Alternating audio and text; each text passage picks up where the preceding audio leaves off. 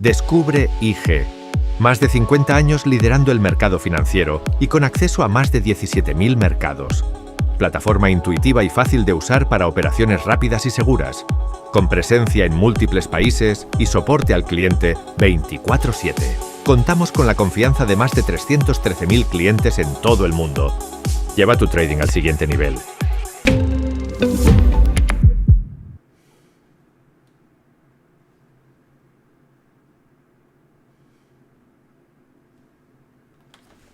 Hola, ¿qué tal? Soy Pablo Gil, bienvenidos al Radar.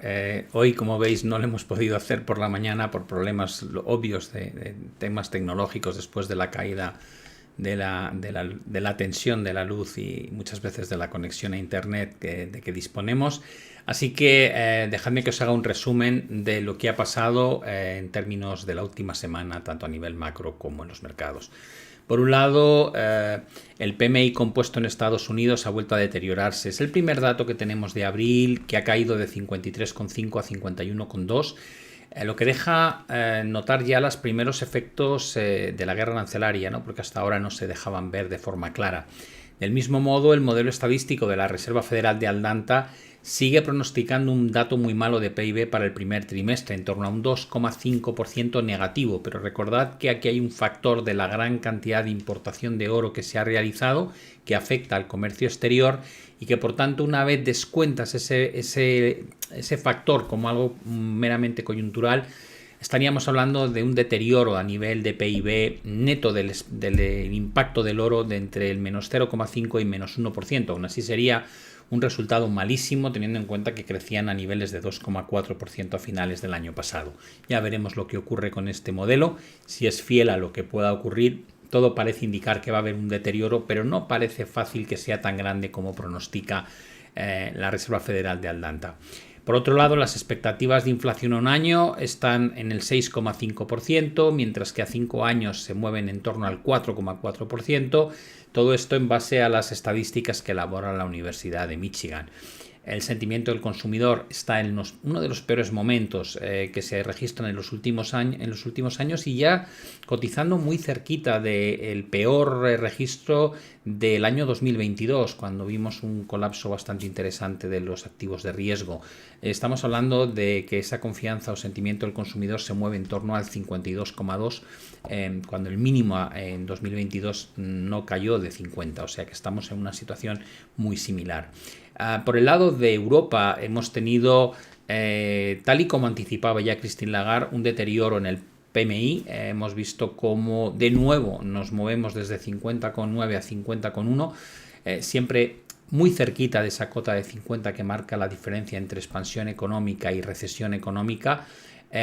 Y es un dato que evidentemente pues ya empieza a evidenciar los efectos de la guerra arancelaria y la parálisis económica que está generando incluso este periodo de suspensión de la entrada de aranceles, pero que hace que muchas de las empresas no sepan muy bien qué hacer, cómo moverse o cómo planificar el próximo trimestre hasta que no se sepa realmente en qué acaba esta guerra comercial. El deterioro del PMI en Europa ha venido principalmente por el sector servicios, que ha perdido por primera vez la cota de 50 conquistada ya hace meses. Y la confianza del consumidor, al igual que en Estados Unidos, también ha sufrido bastante y se ha desplomado hasta menos 16,7, que es un nivel que para encontrarlo tan malo hay que remontarse al año 2023.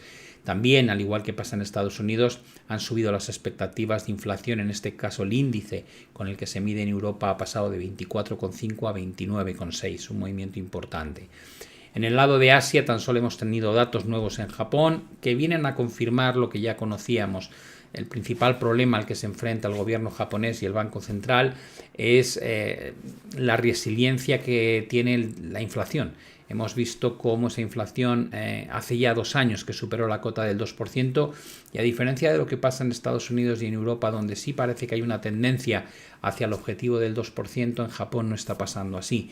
El último dato que corresponde no a todo el país, pero sí a la ciudad más importante, que es Tokio, hemos visto que se mueve en el 3,4% en términos subyacentes, es decir, sin contar alimentos y energía, y en términos generales está en el 3,5%, muy lejos, como podéis ver, de ese 2%, que es el objetivo que se marca el Banco de Japón.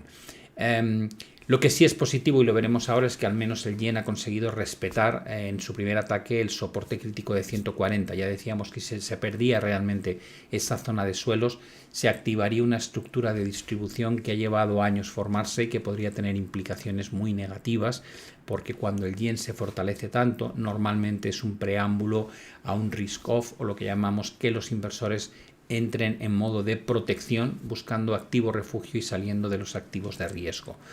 En el lado geopolítico, bueno, pues qué os voy a contar, ¿no? Estamos viviendo una gran tensión relacionada con las negociaciones en torno a la guerra en Ucrania. Donald Trump ya ha expresado su frustración por la falta de avances y ha llegado a sugerir que podría retirarse de las negociaciones si no logra un progreso tangible en breve. Y el mayor miedo entre los representantes europeos y los propios ucranianos es que una retirada de Estados Unidos podría dejar en una situación muy vulnerable a Ucrania frente a Rusia, ¿no? En este sentido, Marco Rubio, el secretario de Estado de Estados Unidos, pues calificó que la próxima semana sería crítica para determinar si hay avances sustanciales en las conversaciones, y en el caso de que no sea así, pues que no tienen intención de prolongar indefinidamente esta negociación entre los dos países. La respuesta que ha dado Vladimir Putin a esta amenaza de Donald Trump es anunciar un alto el fuego de forma unilateral de 72 horas entre el 8 y el 10 de mayo, que coincide con el día de la victoria rusa, y por eso Ucrania lo está rechazando, porque dice que es una maniobra propagandística que no tiene ningún tipo de garantía real de cumplimiento. A cambio, el presidente ucraniano Zelensky lo que está diciendo es sí, venga, hagamos una tregua, por una tregua de 30 días al menos, que es lo que respalda tanto Estados Unidos como Francia. Las conversaciones van a continuar con esa mediación de Estados Unidos y alguna participación de enviados especiales a lo largo de los próximos días, pero hay muchas diferencias en temas fundamentales, entre otros la integridad del territorio ucraniano. A Zelensky se le está obligando a que reconozca a Crimea como parte de Rusia, del mismo modo que a todos aquellos territorios que durante los últimos 3 años ha conquistado Putin con las fuerzas rusas, y además se le pide que renuncie a la adhesión a la OTAN, pero tampoco se le están dando garantías suficientemente buenas de que Rusia no pueda dentro de unos meses o trimestres volver a invadir Ucrania y conquistar más territorio. Por tanto, estamos en una situación de máxima volatilidad, que puede haber avances positivos o retrocesos por igual, y dependiendo de eso, pues la percepción que tendremos en los mercados será muy distinta. En términos de la guerra arancelaria, pues nos encontramos en una situación también de máxima incertidumbre. Sabéis que estamos en ese periodo que Trump mencionó como 90 días de suspensión de la entrada de aranceles, donde solamente se aplica el 10% mínimo a todos los países, con la intención de que cada uno haga ofertas de cómo podría ser la relación comercial con Estados Unidos. Ese es el proceso que hay ahora mismo abierto. Hemos visto algunas cosas, hemos visto como Trump algunos productos chinos les quitó los aranceles. Ahora comentaré que China está haciendo algo similar, pero aparte de eso, cada país está llevando a cabo medidas que puedan reforzar o minimizar el impacto que tiene esta guerra comercial en sectores que son críticos. Trump ha firmado una orden ejecutiva, por ejemplo, para modificar los aranceles a la industria automotriz. Está buscando aliviar el impacto de los fabricantes nacionales y además les ha propuesto permitir una deducción fiscal retroactiva para aquellas empresas que relocalicen su producción en Estados Unidos. China, que hasta ahora ha sido el único país que ha mantenido su firme pulso contra las medidas arancelarias de Trump, rechaza las estrategias que se están implementando y además de decir que no van a ceder a las presiones económicas, desmienten lo que dicen en la Casa Blanca, que hay un proceso negociador con Trump que está avanzando de forma correcta. Según los medios chinos, eso no es así, lo cual genera todavía más incertidumbre. Una de las primeras muestras de los efectos que está teniendo la situación actual de la guerra arancelaria se ve muy bien en la disminución significativa en los envíos y reservas de contenedores entre China y Estados Unidos. Para que os hagáis una idea, en el puerto de Los Ángeles se espera una caída del 33% en las llegadas interanuales. Es un recorte brutal. Del mismo modo, como decía antes, que Trump llegó un momento en que se dio cuenta del riesgo que asumía a la hora de aplicar aranceles a productos tecnológicos como podían ser teléfonos móviles, ordenadores, chips de memoria, discos duros, pantallas, en general todo tipo de componentes informáticos, China está haciendo lo mismo y ha empezado a eximir a ciertos productos estadounidenses de la aplicación de los aranceles del 125%. Es cierto que estas exenciones no se han anunciado oficialmente, pero están ahí y buscan aliviar la presión sobre sectores claves de la economía china, y muchos dicen que estas medidas que han tomado tanto Trump como Xi de manera unilateral lo que demuestran es el daño mutuo que se están haciendo, y que todo ello podría favorecer que haya una desescalada en las tensiones comerciales durante las próximas semanas. Quiero compartir con vosotros el análisis de distintos gráficos, así que permitidme que me venga a la plataforma de IG. Y como veis, lo primero que quiero comentar es el movimiento de la bolsa estadounidense, el S&P 500. Ya veis que la recuperación sigue su curso y hay cosas que están bien. Hemos visto cómo se han generado mínimos crecientes, máximos crecientes, ruptura de directriz bajista.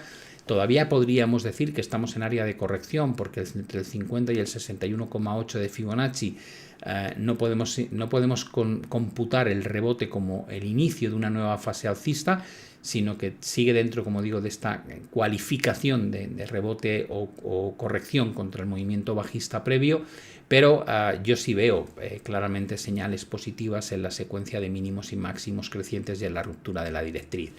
¿Hasta dónde podría extenderse el movimiento si finalmente se consolida la superación de esta zona pivote? Probablemente hacia la zona de los 5.800 puntos, que fue el desencadenante de la caída y donde se frenó el pullback posterior. Por tanto, este sería el nivel clave al cual estaríamos observando o mirando si el movimiento de Estados Unidos sigue avanzando en esta secuencia que muestra una recuperación clara. Pensemos además que, como hemos dicho, no sería raro que durante los próximos días pueda haber avances positivos, o bien en la guerra desatada con la invasión de Rusia a Ucrania, o en el plano de las concesiones arancelarias. Por tanto, si hubiese ese tipo de noticia esperanzadora, es muy probable que los activos de riesgo lo hagan bien. En el caso del Nasdaq 100, ese movimiento es todavía más evidente. Hemos visto cómo la ruptura de la directriz no es reciente, sino que se ha consolidado de forma muy clara. También tenemos aquí mínimos y máximos crecientes, y estamos viendo algo que es interesante, y es la superación de esta zona pivote, que como veis es lo que unía los antiguos mínimos y máximos, primero convertido en un gran soporte aquí abajo y luego en estos techos. ¿Qué queda? Pues al igual que en Estados Unidos, que se confirme con cierres diarios que efectivamente empezamos a liberar esta zona de resistencia de forma más clara, porque podríamos decir que todavía andamos en ese entorno. El problema que a medida que se produce esta recuperación también se van saturando los indicadores en zonas de sobrecompra, sobre todo los más rápidos, como este estocástico, que con los valores por defecto tiene parámetros muy rápidos de 533. Es fácil decir que se ha acabado el proceso correctivo en el mercado estadounidense viendo lo que estamos viendo. No, pero sí se puede decir que estamos en una fase esperanzadora donde los últimos mínimos y máximos crecientes permiten contemplar la situación como bastante más positiva de lo que había antes. Además, no hay que olvidar que el movimiento correctivo cumplió con creces con el objetivo del doble techo, llegó a la zona de mínimos anterior, y a pesar de las perforaciones momentáneas que se pudieron producir a nivel intraday, como veis, en ningún momento se consolidaron cierres por debajo de la zona crítica.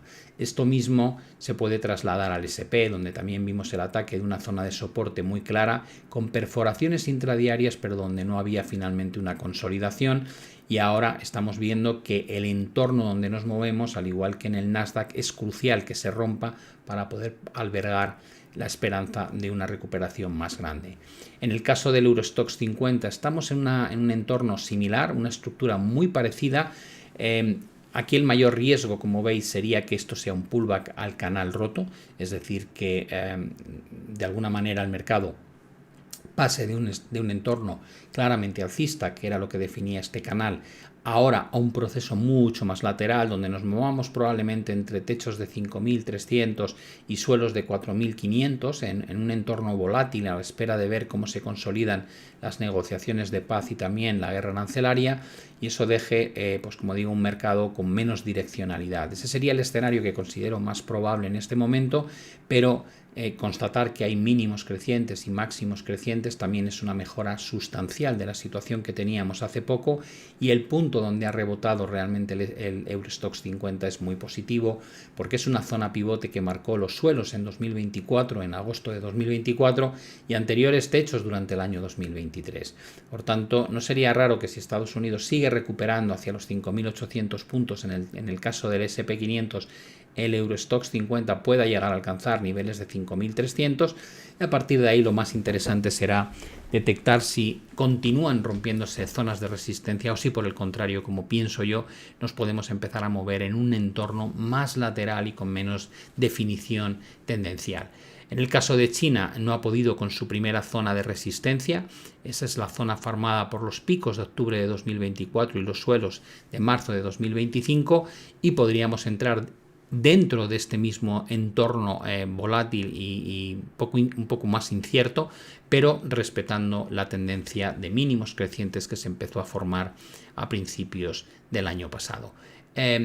Merece la pena también hablar de lo que está pasando con las divisas. En el caso del eurodólar, yo creo que la ruptura de la directriz que marcaba todo el proceso a la baja en eurodólar sí parece que es una realidad, es decir, que hemos salido de esta gran formación que favorecía al dólar de forma prominente, pero tras un movimiento tan sumamente intenso, sin apenas correcciones, con una vela, como veis aquí, de rechazo muy claro, me cuesta pensar que no vayamos a ver un pullback en condiciones, o dicho de otra manera, esperaría que el dólar vuelva a fortalecerse en el corto plazo contra el euro para como mínimo venir a testar estos máximos de aquí en torno a 1.11, pero no me extrañaría nada si esa corrección fuese algo mayor y representase un porcentaje del 38-50% de toda esta subida, lo cual implicaría que lo que tendríamos es un pullback a la directriz rota, que como veis pues se encuentra en los entornos de 1.08 a 1.10.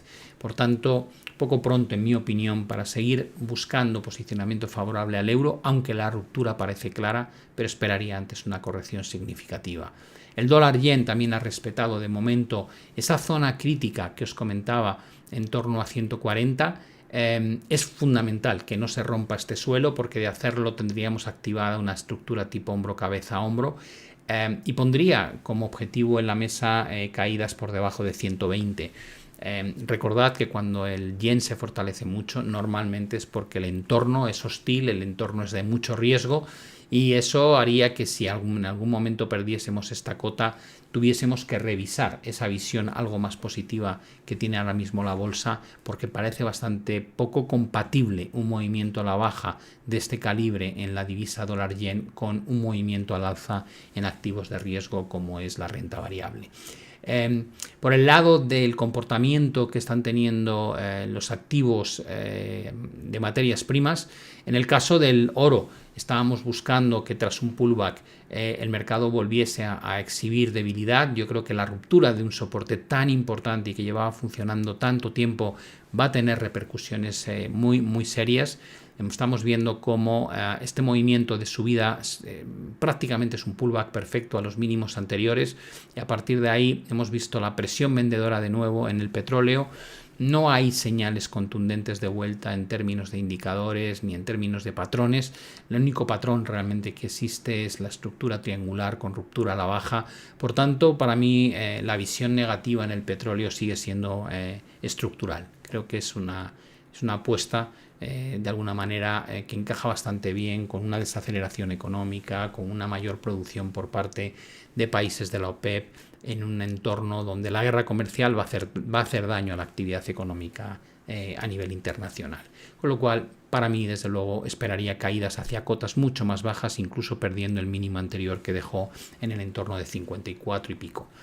El oro, que ha sido un activo refugio, apenas ha corregido, como podéis observar. Sí es verdad que desde los máximos de 3.500 estamos ahora mismo en 3.313, pero si lo pones en contexto con todo lo que ha subido recientemente, la corrección es minúscula. Y si el escenario que tiene más sentido en este momento es cierta prolongación en el buen comportamiento de la bolsa al alza durante los próximos días o semanas, lo que tendría también sentido es que el oro ceda parte de ese factor de activo refugio que ha conseguido que lo lleve a máximos históricos y a uno de una de las apreciaciones más importantes en poco tiempo que llevamos registrando. Por tanto, como digo, si el escenario es que la bolsa siga recuperando terreno, lo más probable es que el oro no siga avanzando al alza, sino que registre algún tipo de corrección un poquito mayor de la que hemos visto, tal vez en un formato A, B y C, con lo cual podríamos decir que como idea en mente, aunque no sea algo seguro, sí podríamos trabajar con la hipótesis de si esto corrige en un formato A, B y C, tal vez podríamos tener una corrección hacia los 3.100 puntos, 3.140 puntos como un objetivo razonable que nos llevaría a apoyarnos en la directriz que vendría marcada por abajo. Lo voy a pintar para que la veáis, pero vendría a ser algo así como el apoyo en esa línea de tendencia o acercamientos a esa línea de tendencia. Por el lado de las cripto, Bitcoin y Ethereum, Bitcoin, al igual que pasa con el S&P y pasa con el Nasdaq, está en un punto crítico, ha vuelto a esa gran zona de antiguos suelos.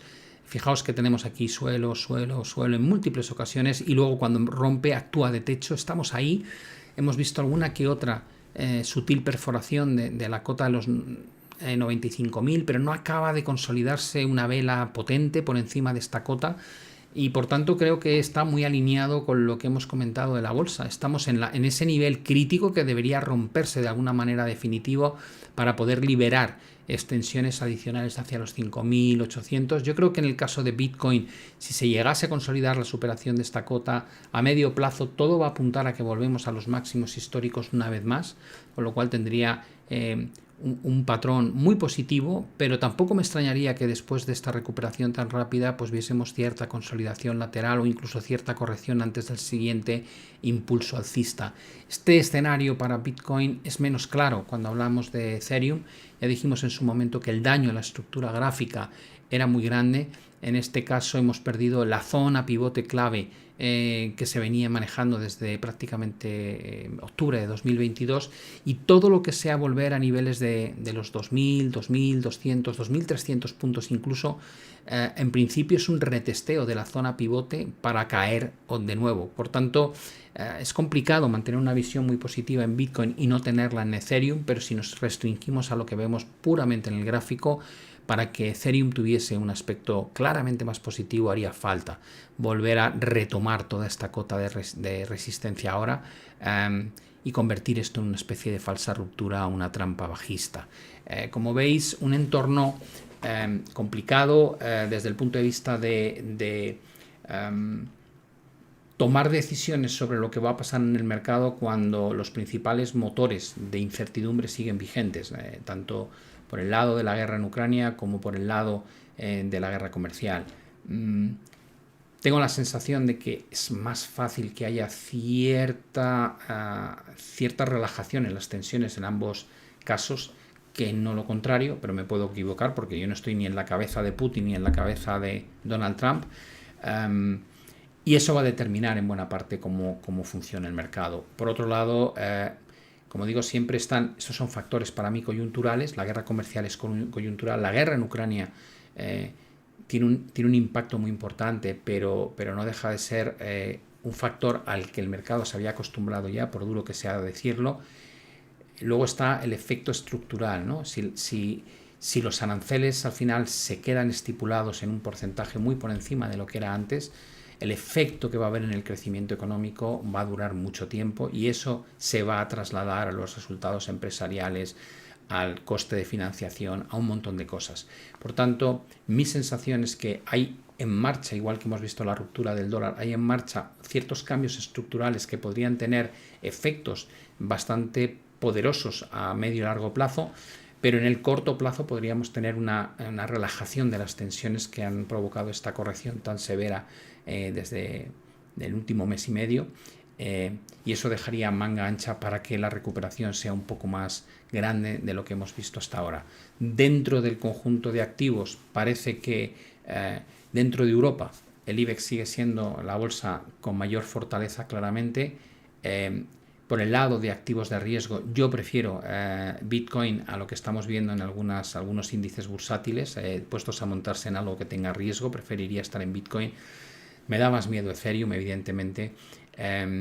Y bueno, este es un poco el entorno que iremos analizando cada martes, como ya sabéis, de forma recurrente, porque una cosa es la opinión que podamos tener y otra cosa es la realidad con la que tengamos que enfrentarnos en función de lo que decidan los dirigentes y los que están ahora mismo marcando la agenda macroeconómica. Como siempre, desearos mucha suerte a todos con vuestras inversiones y nos vemos ya en la próxima emisión. Un saludo y hasta la vista.